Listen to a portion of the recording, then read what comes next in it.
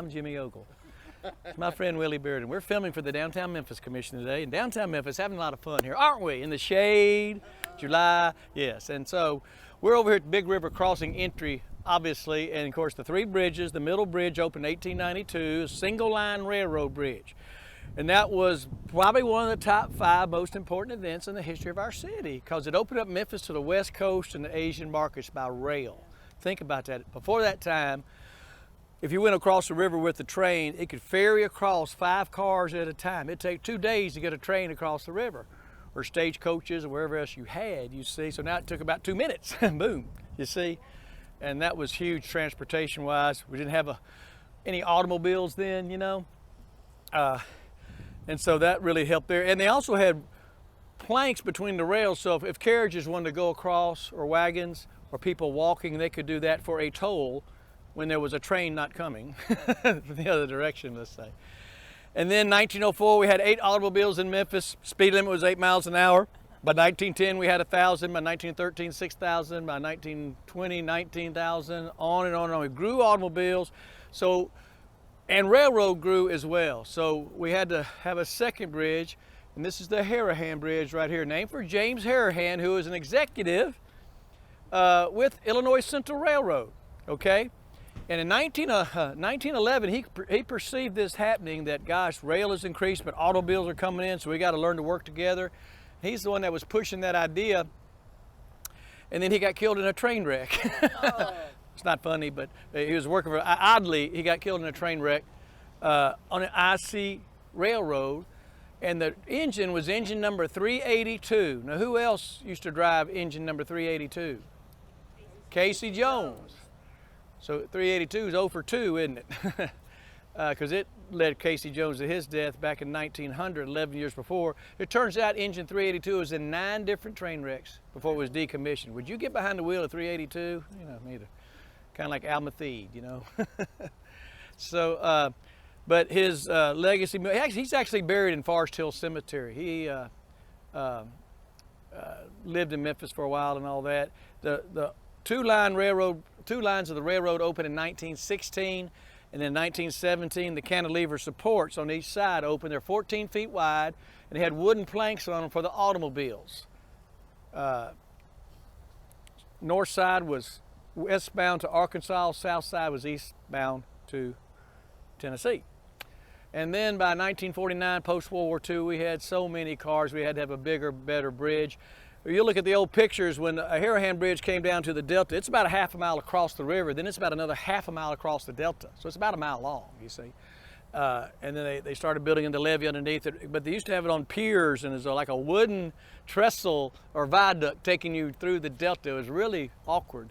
In fact, in 1927, when the Highway 70 got completed from San Diego to New York City, the Broadway of America Association pulled out of San Diego, and they had governors and people like that all through Arizona and Texas and coming here. And by the time they got to Crittenden County, they got mired down in the mud. And they had all the cars had to be pulled out, and they had mud inside them and everything. It was just a terrible, they missed their appointment at the Peabody Hotel, apparently, you know. It's a great story. And so that's why they had to improve that side of the Delta over there, because it was, you know, the floodplain.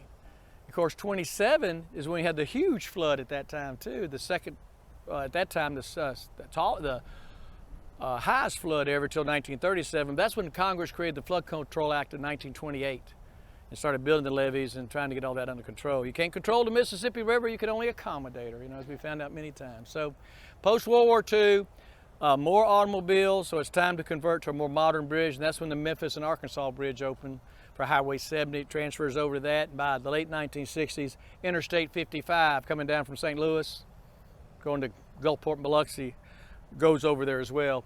So you know it as the old bridge, right? Yeah, and that's the new bridge, although the new bridge is about 50 years old, you know. But most people call, even on the weathermen and the traffic reports, the old bridge, they don't call it, they never call them by the real names, you know, but that's okay. And this is 50,000 vehicles a day come across the old bridge, Memphis and Arkansas Bridge. About 28 trains a day come through here too. This is a big circulation point right here. You can see the marshalling yards right here. And if you look at the old maps of the 1920s and 30s and 40s of the south part of downtown, that's where all the warehouses were, coming up from the north-south lines into here. There would be over 100 train tracks all in that area. between here and say 3rd Street or 4th Street. When you look at all the spur lines coming into Central Station, to Union Station, post-World War II, there were 92 passenger trains a day coming into Memphis. Again, this is before the expressways and bus companies, big bus companies, or airplanes for sure, you know. Trains were the way to get across the country. Now, right now, there's one passenger train that comes into Memphis, the city of New Orleans, in the morning about 7 o'clock, picks you up at 7 o'clock. You can drink all night on Beale Street, sleep all the way down through the Delta, wake up at 4 o'clock in the afternoon, you're 2 blocks away from the French Quarter, and start drinking again. Now, I've never done that, but Willie told me that story. And coming back, it comes through Memphis about 10 o'clock, 9 or 10 o'clock at night, gets you to Chicago by 9 o'clock the next morning. So you can kind of lean back and sleep on the way. You wake up, the sun will wake up in the morning, and you're in the middle of Illinois, and it's all corn. It's just flat corn everywhere. But it's a great trip. I highly encourage it to go to New Orleans or go up to Chicago by the train. It's a fun thing. There's a lot of variety of things you can do there. So it's closed off in 1949. I probably say for about once a decade, somebody said, well, we ought to be able to, you know, us kids like me were walking across there anyway with the no planks, you know, we could have gotten killed dropping through it and all that stuff. So, you know, just kind of like the pyramid idea. It was going to originally be on the South Bluffs and a gold pyramid, and somebody thought of that. We had a pyramid at the State Centennial in Centennial Park. Memphis had a pyramid-shaped structure there. Finally, we built a pyramid in '91. So over the years, people thought there ought to be a way to make that pedestrian or bicycle. And finally, it happened, didn't it, Ron? Can you tell us that story real quick? Come here. Bridge? Yeah. Oh. Big River Crossing. Give us a 1 minute here. Here's living history right here, right? Stand near my microphone. A group called Greater Memphis Green Line, a group of concerned citizens saw that the old railroad track run through Memphis would make a great trail. Green Line. And there's a nationwide organization called Rails to Trails that promotes that very thing. And so Bob Schreiber and others on his team with the Greater Memphis Green Line group. In his house, in his house, started the idea up, and time went by and gathered public attention and support. The Shelby Farms Conservancy became involved, Hyde Foundation support, and the rest is history. The state rep at the time, Steve Cohen, they got a nationwide Tiger grant, a transportation grant, $15 million. To help finance the Harahan Bridge. And it's very hard to get a Tiger grant. Whether you like Cohen or not, politics or not, he did something great for the community on that. And one of the key aspects of one of the main reasons we got it, there were many applicants nationwide for the grants, and one of the main reasons we got it was because the idea was tying two communities together, Memphis and West Memphis. And the grant included funds for improvements along Mid-America Mall and also along in the downtown area in West Memphis. So the total concept of the project was the bridge and also connecting two communities, and that's what helped seal the deal on the Tiger grant. Totally about $30 million, the whole project, right? I think they call it the main corridor or some connector or something like that. That's the Cliff Notes version. See how easy it is to do this? But think about those Rails to Trails programs like the Green. Thank you very much. I'll put you on the spot. But as he told me that yesterday or the day before, why not talk about that? Let him tell the real story, because he was involved in that, you know. And Ron Schreiber, you say? Bob Schreiber. Bob Schreiber, okay. Unsung people. Yeah, you know about Charlie McVeigh and Steve Cohen and Paul Marsh and other people, the Hyde Family Foundation. But, and yeah, they did great efforts too. There's a lot of great names involved here to make this thing happen, because this is, they say it's the longest, not one of the longest, but the longest pedestrian span across the lower Mississippi River. So when you say lower Mississippi, that qualifies it really easy right there, you know, not the whole river. But it's more than a mile long. Again, over the river, it's about a half a mile, the channel, the water. Then you're in the Delta floodplains, that's about another half mile. Then you start touching down, and it zigs under to the south side of I-55, comes back up at exit 1 over there, I think it is, and then goes back under where the train line is, and you eventually parallel, and you come out about 3 miles over there by Poncho. So if anybody wants to go get some tacos right now, you got to walk 4 miles back, but that's the end game. We mentioned connecting the two cities, so think about this project. 2 cities, 2 counties, 2 states. Okay, boy, that's a lot of architects and engineers and lawyers and insurance companies and all that. The railroad, the Union Pacific Railroad, and without their cooperation too, you see. And when you look over here, you can see what the concern is in the design, that the taller portion of the railing, protective railing, is on the railroad side. And it comes up and over like that because they don't want people crawling over into the rails. and the shorter person's on the riverside. So they think it's more important to keep people from crawling to the railroads and jumping off the bridge, I guess. That's why I think about that. And then you'll look at these modules up here when we get up on the bridge. We can't talk up there real well because they're just respectful to everybody coming through. But I think they're either 15 or 16 feet long. Each one of these sections, as you see, that you're walking on, is 10 feet wide. You got the railing over here, looking at the river. You got the railing behind you, covering the bridge. That is about 15 or 16 feet long. And I guess there's about 500 of those put in place, just like a puzzle. Just one right after the other. They just brought them in and lined them in like that. They didn't go up there and weld everything together. They did it off-site modularly, you see, and brought it in and put it in. That's how the construction happened a lot easier. Imagine getting up in boats and cranes and all this other stuff. So that's how that was done. We used to have one of those sections at Beale Street Landing when I was there, so everybody could see about what the surface was going to be, the diamond plate and everything, you know. So $30 million, opened 3 years ago this October. I think it was October 16, so this will be the 3rd year anniversary this year. Big River Crossing is the name of it. What else can we say about this right here? Oh, now you'll see on the main trusses there some dedication plaques up here about the rail line, and then when we go out on the walking portion, again it's 14 feet wide. The original cantilever supports, and it had wooden planks in them. This is only 10 feet wide, so between our railing right here and the actual railing of the bridge is about 4 feet. When you go about 100 feet out on the right, you'll see another dedication plaque right there, kind of low, dedicated to Congressman McKellar, Kenneth McKellar. When this bridge was being built in the 19-teens, he was a U.S. representative from 1911 to 1917, then a senator from 1917 to 1953, buried at Elmwood on the tour.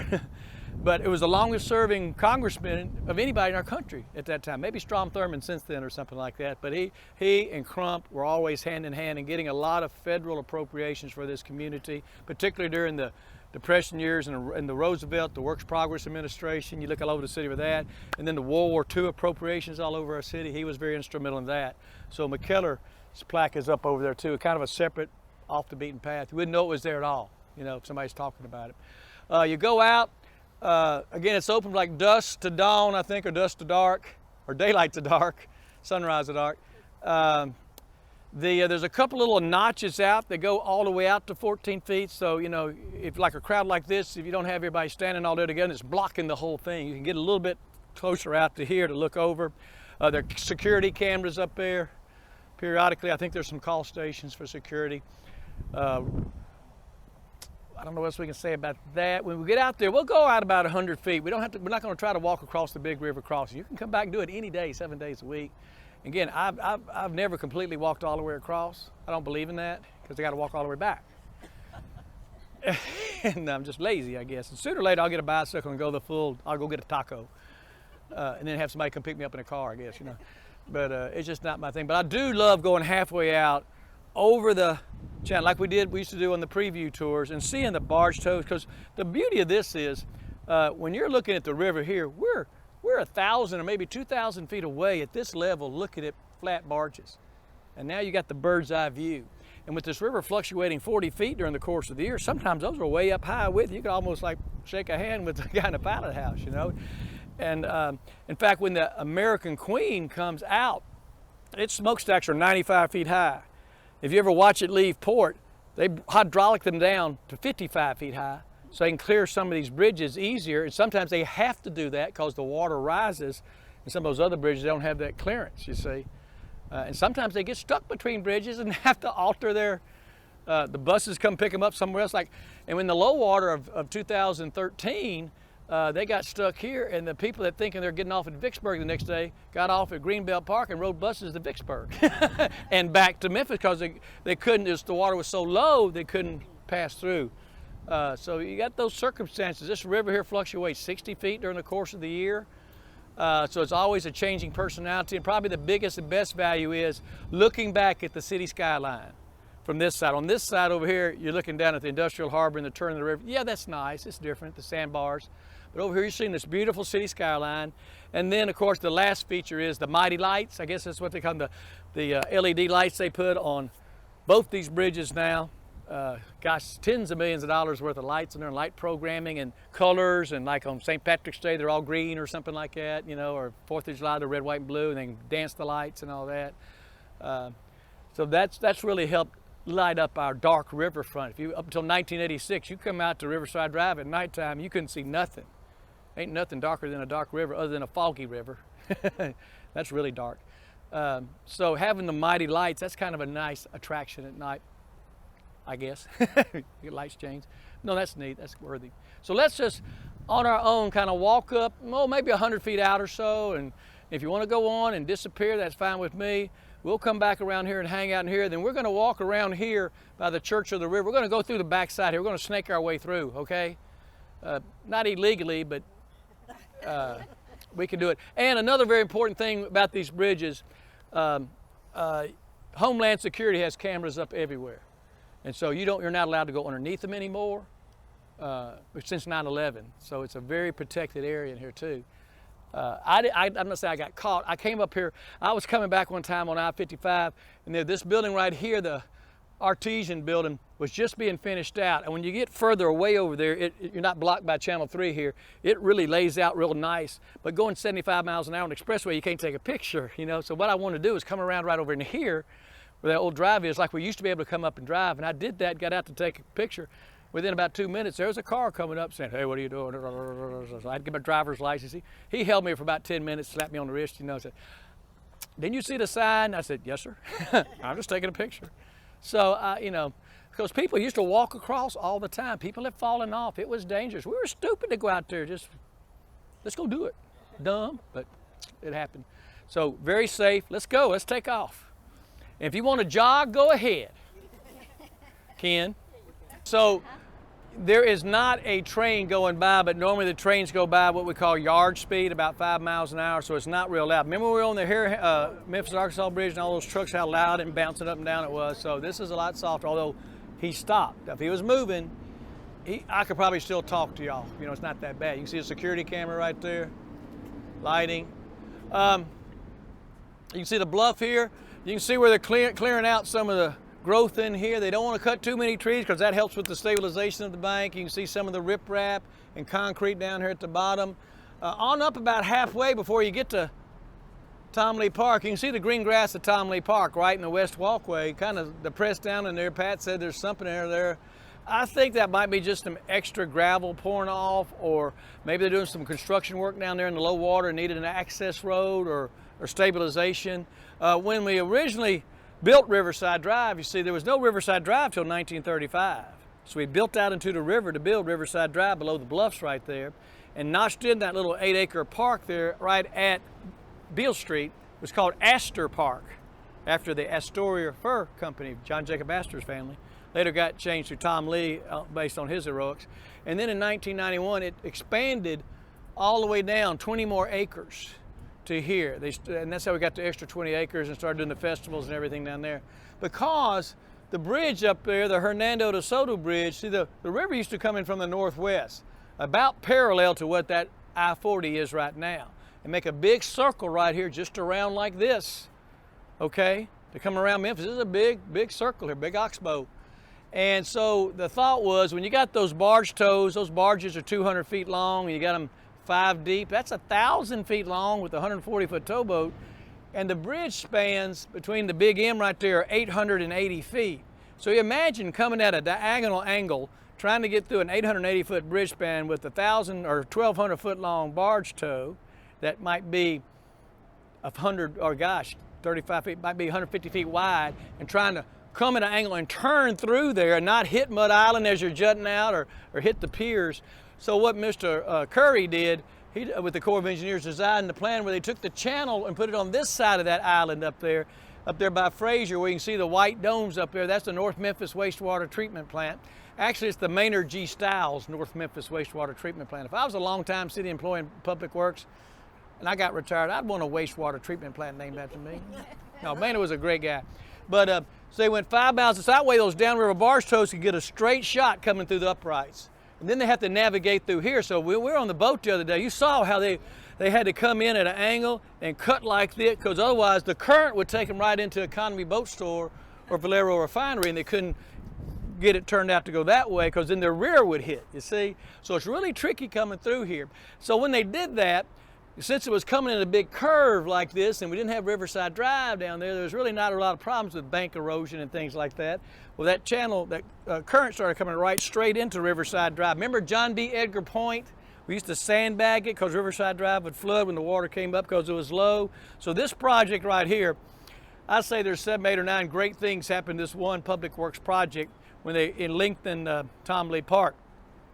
Number one is you stabilize the channel, the current of the river. You stabilize Riverside Drive. You stabilize the bluffs over here so you can insure the bluffs, so you can finance the bluffs, so you can build on the bluffs, and you got 20 extra acres of park land. That's 7 good things that happen in one public project. That's pretty good, isn't it? And that's the value there. And then residential came in, and now, the festivals are grown. Now we got a clash of nobody being down here. Now we're clashing on how to use it. That's a great problem to have, I think, but it's happening. People are look at the people. Here comes another vehicle, bicycle here. So, very casual use here, it seems like to me. Nice day up here. Wish a barge tow would come through so we get the bird's eye view, At 5 o'clock, the Island Queen will come down through here about 5:15 on its Saturday and Sunday during the summertime. They also have a 5 o'clock cruise to go with the 2:30 cruise. The riverbank over there is at 28 feet. Right now, what's the river gauge? 21 and falling. 21 and falling, so it's starting to go down, but for the last 5 months, we've had the most elongated over 20 feet in probably the history of our river. And it was flooded for a very long time, and it doesn't look like there's going to be any crops planted over there this year. They've missed the planting season. It floods about 5 miles in that direction. So when it gets up to 28 on the river gauge, that starts flooding 5 to 10 feet each year for about 2 or 3 months, March, April, May, let's say, and it comes down. You can see some clearings on some trees right here, so that way, when you're there at Church on the River, or the little walkway there, or like over here at the Metal Museum, they cleared some over there at Chickasaw Heritage Park, so you get good views. Every once in a while, about once every 3 or 4 years, we'll top those off so people can get good direct views of the river. Great sunsets here. Pretty good job with the clouds today. Ken was in charge of the clouds today, so what do you think? Anybody give Ken a good grade? He had to do something today, didn't he? He hadn't showed up in 2 weeks. Bridge probably hadn't been painted in 80 years.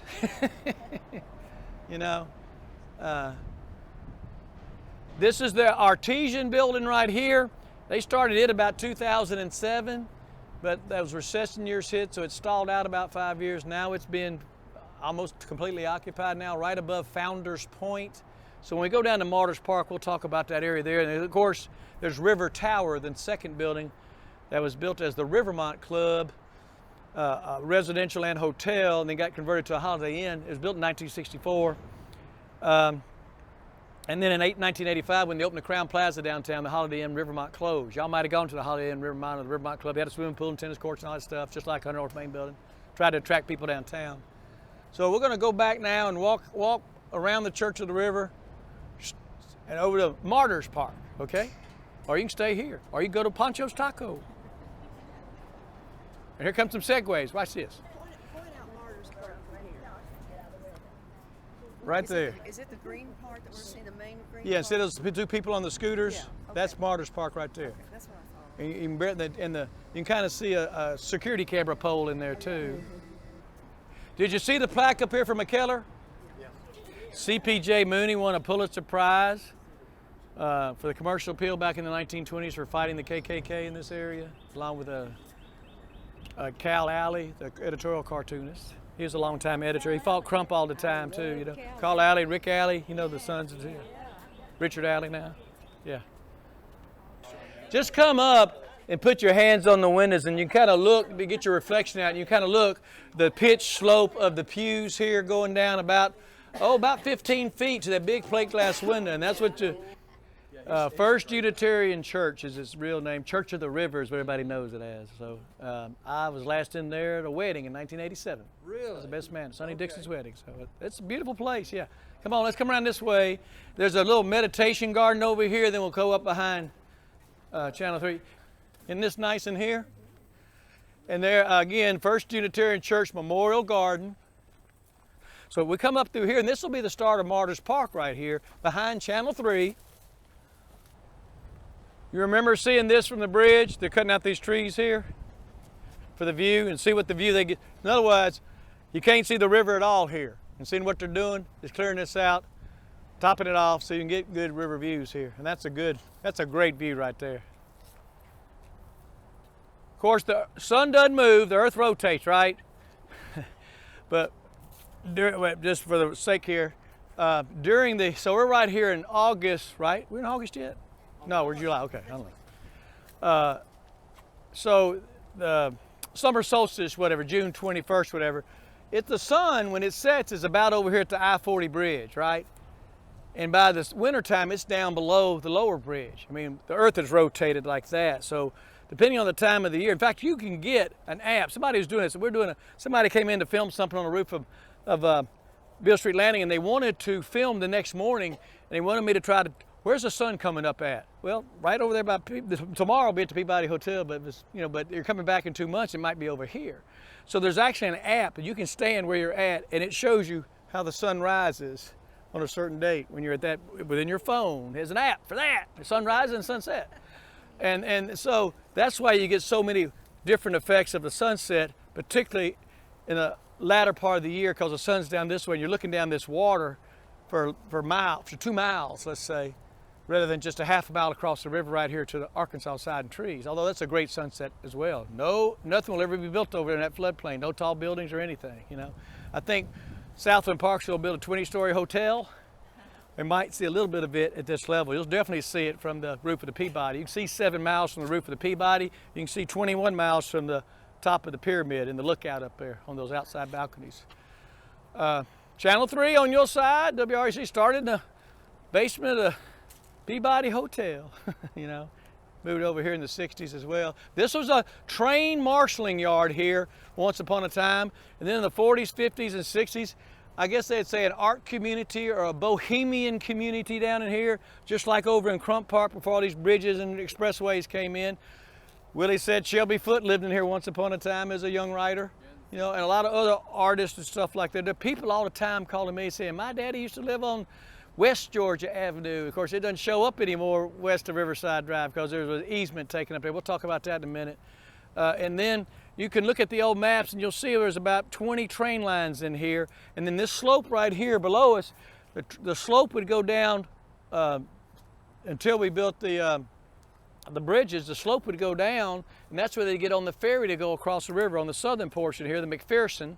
Up north, they'd get on about Adams Avenue and go across to Hopeville there. So there's 2 ferries, a north ferry and a south ferry, but they had to get down this slope with the trains all that way down. And the fluctuation of the water too, you see, is pretty difficult. Well, let's go on down to Martyrs Park here. Another post of shade. Well, let's get a picture of this bench right here, designed by Jim Wallace. You just heard his name at the National Ornamental Metal Museum. But if you look at this bench right here, all the benches in the downtown parks of Memphis, the legs are gar. You see the tail of the gar right here coming down to the head. Gar, and there's Memphis right here in the crossbar. That's a Jim Wallace designed Memphis gar bench. Isn't that kind of cool? The Yellow Fever Memorial here, the Martyrs, let's say, the historical marker from the Tennessee Historical Commission is down there with all the information. Harris Sorrell was the artist here. Not to tell this story real long, there's a little bit of shade over here. But 1878, 40,000 people to start the summer, 25,000 people died immediately. Left immediately. They were scared. Of the 15,000 left behind, 5,000 died. So we lost 3/4 of our population in 1 month through desertion and disease. The 5,000 was the single largest loss of life for any one event in the history of our country, larger than the Johnstown flood, the San Francisco earthquake, and the Chicago fire combined. City went into bankruptcy for 14 years, from 1879 to 1893. Lost our charter, found our Board of Health, developed our sanitary sewer system, found our first artesian well in 1887, and recouped. And with railroads coming in with cotton and hardwood, we got back on our feet. 1892, that train track right over there, that bridge across the river really helped. And by 1900, we had over 100,000 people living in Memphis. 10,000 in 1880, devastated, filthy city. 20 years later, we progressed. But because the in-migration from the Delta and the immigration from Europe, 10% of the people less than 10% of the people between 1900 and 1910 who lived in Memphis during that time were actually born in Memphis. So for 120 years ago, we've always been a huge melting pot here. Now, so if we were over on Big River Crossing right now, we would hear that train rumbling through like that. I probably could talk to you then, but it's not as bad as all those trucks whizzing by, I don't think. Now, Martyrs Park formed in the 1960s, but it was down there by where the Rivermont is, okay? Or the River Tower building. It was down there. Remember the little chapel that was down there, the wedding chapel at the end of Georgia Avenue? West Georgia came across Riverside Drive where the gas station is up there. Then you got, the gas station's at Carolina, which came across. So when the hotel converted to condos, they didn't want Georgia Avenue there and their parking lot across the street. So the Park Commission did a land swap, okay? Martyrs Park moved down here. They closed off Georgia Avenue in front on the south side of the building there to make it one contiguous secured lot, you see? So we did a land swap. That's how this moved down to here, and the entrance came in over here. So that did change 25, 30 years ago. But through the whole thing, when that building was being built, they had Ashburn Park down there. We're going to walk down to Ashburn Park in a minute. And Paul Coppock fought that fight for this access there. So let's walk down that way and talk about that down there. Founders Point came in the last 10 years. So you got individual homes right here called Founders Point. There's a gated access up there on Channel 3 Drive. And there's the Artesian building as well.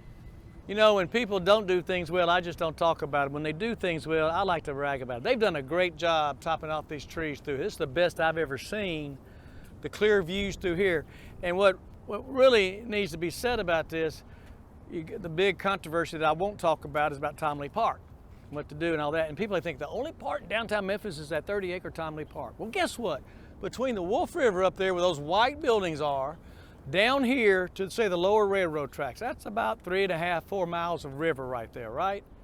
Okay, there's about 230 acres of open, free, public park land of all shapes and sizes and dimensions, heights and elevations. Right on the Mud Island up there above the bridge, the 106-acre Mississippi Greenbelt Park. It floods down there in that lower area. You know, every year it floods, but you can, whoops, come on in. I'm in your way. I bet let's make sure we're off the sidewalk here, just for their sake. And so then you come up to Mud Island River Park, 52 acres, and you got all sorts. You got a view from the very top level up there, the fifth of the river center, down on the Riverwalk, down on the very tip of the Mud Island. You flip across over to the River Garden, former Jefferson Davis Park. That's about 4 acres. Then you got the above it, Fourth Bluff Park, a couple of acres there. Down the cobblestones, that's 2,100 linear feet of cobblestones there. The cobblestone field there, that's any fluctuation of water. You can actually walk down to there and touch the river, but it's actually the backwater of the Mississippi River. You go up above Beale Street Landing there, you got Vance Park, right where Vance comes in, where the river bulletin board is right there above the train tracks. Then Tom Lee Park's 30 acres. You got Butler Park up there near the Tennessee Brewery where Butler Street comes in. You got Ashburn-Coppock Park here, Martyrs Park, Crump Park, Chickasaw Heritage Park. So 11 different pieces of parkland, over 230 acres, open, free, public parkland, all different shapes, sizes, angles. Look at our views right here up this river and down this river. Look, you can almost, this is a great spot right here. So what we haven't done a good job of because of all the activity center, let's say, with Beale Street and South Main and Orpheum and FedEx Forum and AutoZone and hotels are concentrated in that area there on Riverside Drive, say between Georgia and Court and Tom Lee Park and that reputation. Everybody just, it's just Tom Lee Park is the last place I'd ever want to come to the riverfront anymore would be Tom Lee Park. And nothing against Tom Lee Park being flat or too crowded or whatever, but this, look at this up here. It's peaceful, you're high up, now you have great views. You can't get any better than this. So we need to think about the whole riverfront of 230 acres, not just that 30 acres and fight over it. Not that you can move Memphis and May up here or anything, but there's just look at the people that have been coming back and forth through and the easements we have. You can connect from right there at Church on the River all the way to the pyramid, you know, and think about that on a pathway here.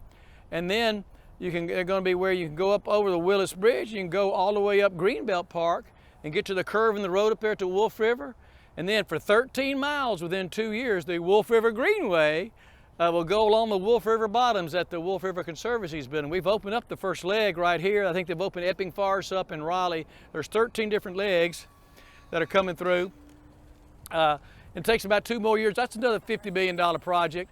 The Green Line, like you're talking about the Green Line, this greenway here, the Green Line that starts there at Tillman will take you out to Shelby Farms, and the Wolf River Greenway will connect into that as well. And then on around to Humphreys Boulevard, Germantown, Collierville, New York City, right? If you want to ride a bike that far.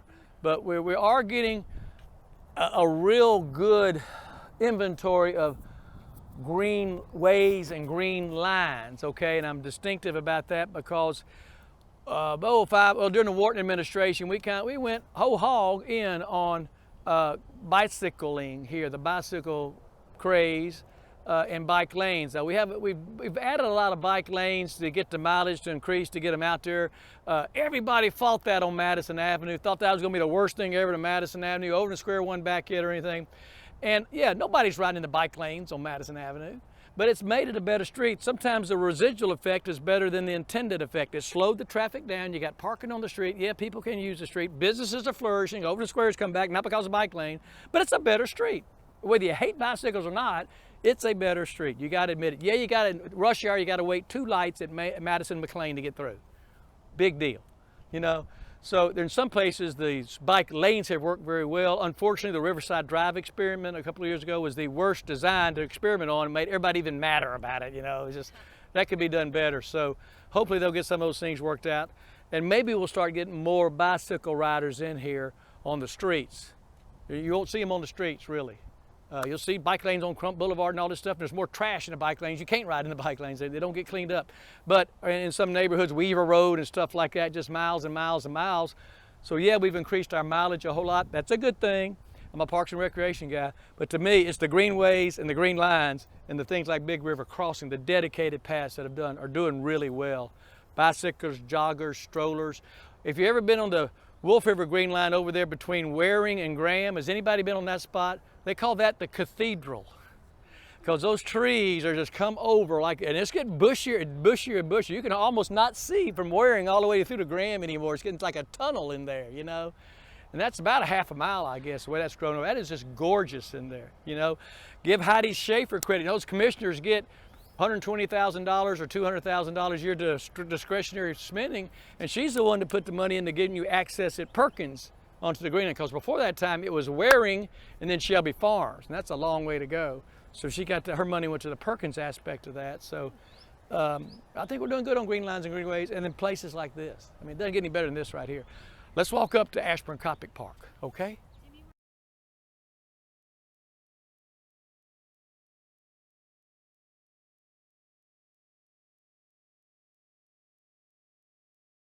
This shows you right here as well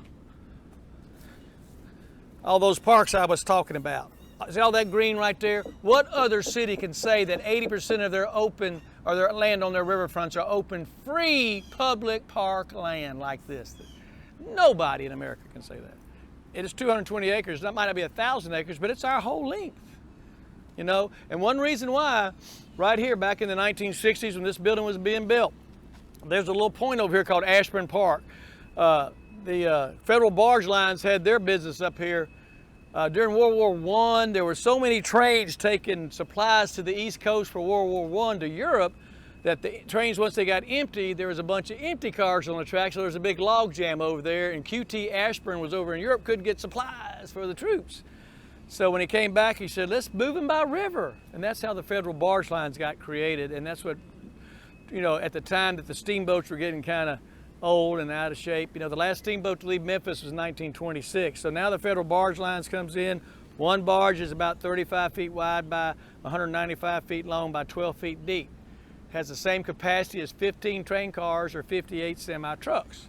So if you're not trying to get to market real quick, you can go 5 miles an hour or 10 miles an hour. You can move just about anything in bulk, like grain from the farms, oils, petroleums, rock, gravel, sand, scrap metal, things like that. Bulk items moved in mass. You know, a standard 30 barge tow It's about 6 acres. Think about that. Pushing, you know, up and down the river. So Federal Barge Lines was big, and it was and QT Ashburn was the person that kind of instigated that. So this park was a little clear area, wasn't designated as a park commission park at the time, but they named it in honor of QT Ashburn, the Federal Barge Lines people then, and later donated it to the Memphis Park Commission. Then here they come building the Rivermont building. Okay. Just as long as I don't get a ticket. Ticket man. He's had a good record so far, hasn't he?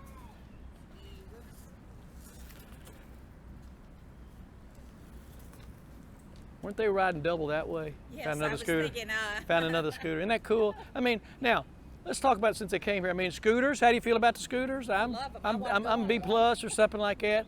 I was D minus when they first came out because they didn't know how to do it yet. We didn't know how to ride them. They didn't know how to coordinate them at night to get them back into clusters where the usage points were. You had to go through about 6 months of trial and error, and you know, last year to find out. You know, some cities have outlawed them. And then, of course, we're Memphians. We don't know how to do anything right? If we're going to get a scooter, we're going to take it out in the street. We're going to take it on the sidewalk. We're going to pop wheelies. We're going to do this. We're going to ride 3 people on. We're going to carry our groceries with them. We're going to break every law we can, you know. And I'm not real sure exactly, you know, 15 miles an hour doesn't seem that fast in a car. But on the sidewalk, when we're walking and a scooter comes whizzing by you, particularly with cars in the Peabody area, let's say. So we got to learn how to do it better as our users. I think there's 2 or 3 more companies coming in, but what I saw this last year was the ability overnight to collect them up. And some people are having jobs overnight, gathering them up from all the places they leave them. You know, Explorer Bike Share, the bikes got to go back to a bike station to get recharged, whereas the scooters, they can find them on their cell phones, collect them, and bring them to another location. Look at the trends and make sure they put 15 here tomorrow, because a lot of usage at Main and Second, let's say, and put only 3 down at Main and Jackson or something. You know, say, I think that's good. So I'm giving a B plus right now. Good. And I hadn't ridden one yet. I never will, because I guarantee I'll break my leg doing it. So I'm terrified. I won't do it. So, when you come down here on the weekends, you've just seen in our little walk here, just in this area. Wouldn't this be fun to be doing that? If you like doing that, this is a great route here for joggers, bicyclers, everything. So, building getting built here in the 60s. You had Georgia Avenue, Carolina. An easement was made on this side to get down to the park, and then the developers wanted the whole area here, you know, for the development. There were 2 swimming pools out there and tennis courts. We remember the Rivermont Club as well. Everybody tried to come downtown in the 60s. It just didn't work. And then they wanted all the way, but Paul Coppock, a newspaper reporter for the Commercial Appeal for about 50 years, wrote a lot about the river, outdoors, people. There's 6 volumes of books, the Paul Coppock books. You can get them for $50 total through the West Tennessee Historical Society. And that's your best research right there for anything about downtown names and stuff. Whole 2 pages on Hugh Brinkley. Hugh, period, H-U, period, L, period, Brinkley. He shortened his name. That's why they got the Hugh Hotel. It was Robert Brinkley's son who helped finish the railroad over here. But two pages of stuff about somebody like that, or a W. Goodloe Early, or somebody else you can't find anywhere else. Paul's written a lot of weird stories about people in the South and places and developments, and that's where I get a lot of my research. In fact, I read every one of those books this week since I've been home. It's no TV, so you read a lot, and it helped with my prep for the Elmwood tour. So he fought that and fought that and fought that, and we kept the easement for the people. How about that? And then, of course, in the early 2000s, late 1990s, Pat Merrill and the Bluff City Conservancy fought over here the development of the homes along the bluff. You know, and Turley had already started building some of those homes, so a part of that, this way. Y'all want to go this way? Yeah. Ha, ha, ha. See you in about 5 minutes. And so part of that Riverwalk here, see this bridge right here takes you over into the South Bluff private development. That again, in the 1970s was all empty train yards. You know, it used to be 35 railroad tracks over there in the middle of the century, going up to those warehouses. So they'd already started building. There's a compromise with the city, bring it part way down, notch it into the bluff. So it comes around a few of the houses. Then from, say, Butler Park right there at the Tennessee Brewery, it is notched all the way along the front of the bluff there overlooking Riverside Drive. And that wouldn't have been for people like Pat Merrill and the Bluff City Conservancy, just like Citizens Reserve Overland Park and Old Park Expressway, just like Paul Coppock. Citizens have risen up to get us public access in our parks, in our neighborhoods, in our riverfront. It just didn't happen. It just didn't come easy. It's just like what Ron was saying about Big River Crossing. Oh, we met in Bob's house, and somebody got this grant, and here it is. You know, 2 counties, 2 states, all sorts of folks have it. These things don't come easy. There are a lot of folks, unknown, behind-the-scenes folks that make these things work. So Coppock's name was added to the park, Ashburn-Coppock Park. 2 great worthy names right there. Of course, Tom Lee's name, he was a hero. We've said that many times. In 1925, pulling people to safety on a sinking ship in the river. Let's walk over to that point down there. I always kind of thought, oh, they're going to put that bridge across, because when you come down Riverside Drive northbound, you come right past the Rivermont here, and boom, there you're coming down there, and that's a beautiful view all the way, you see. And then you can see when they were putting out this rock dike to fill in to expand Tom Lee Park, it was going to come all the way down to about right here. But during the middle of the project, they had a cave-in, or an absorption, let's say, just sloped on out, so they cut it off right there, rather than they were trying to come all the way down about right here, about another 5 acres. So that was in 90 and 91. Benny Linderman, who was a former or future director of Riverfront Development Corporation, was the public director worker at the time, in charge of that project, and also with the River Bluff Walk too. He was involved in that. I think that opened in 2002. And it's a nice addition as well. So River Bluff Walk right there, walkway right here along Riverside Drive, then a walkway right there along the river's edge. There's 3 different ways to get through here easily. Bicycles, whatever, cars on the road. It is a flat park, because at the time it was, again, as a multi-purpose project, one to stabilize the channel in the Riverside Drive. So, and Benny himself admits, yeah, it's kind of a flat park, very boring park, doesn't have a lot of trees or undulation, but that's how those festivals grew as well. But then the neighborhood came in 20 years after that, so again, you're looking at other people's expectations and usages downtown. I think we need more green space inside the core of the city, other than Court Square or Church Park or Handy Park, you know, or Victoria Village Park. So I wish I'd see some of those things going on the west side of Main Street to Danny Thomas in that area, and that cleared out land that was cleared out in the 1950s and 60s during urban renewal projects. Beautiful view of the skyline here, the river, the former channel, the new channel. That big M on the bridge, that's the world's longest freestanding letter of the alphabet in the world. It's 1,760 feet long, according to my expert Ken Clark on that, you know. Sixth tallest pyramid in the world at 321 feet tall. I-40 connects Wilmington, North Carolina to Barstow, California. That's about 3,000 miles. And it's connecting now because it goes around through North Memphis and not through Midtown Memphis. They redesignated the lanes to I-40 after the 3.5-mile stoppage there for about 40 years, you know, in Midtown. Those little old ladies in tennis shoes in Midtown, pretty tough, aren't they? Don't look so hard. The first Supreme Court decision by the United States Supreme Court for the people, for the environment, against the government. Citizens to Preserve Overton Park versus Volpe, Secretary of Transportation, March of 1971.